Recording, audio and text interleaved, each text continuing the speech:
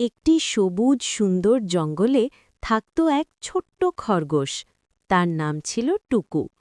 টুকু খুবই চঞ্চল আর হাসিখুশি। সে খেলতে আর নতুন বন্ধু বানাতে খুব ভালোবাসত। একদিন সকালে টুকু দেখল আকাশে উড়ছে অনেক রঙিন বেলুন, লাল, নীল, হলুদ, সবুজ। টুকু অবাক হয়ে বলল, বাবা রে বাবা, এগুলো কোথা থেকে এলো? হঠাৎ সে দেখল ছোট্ট একটি মিষ্টি পাখি পিউ কাঁদছে। টুকু জিজ্ঞেস করল, পিউ, তুমি কাঁদছ কেন? পিউ বলল, আমার সব বেলুন উড়ে গেছে, আজ আমার জন্মদিন ছিল।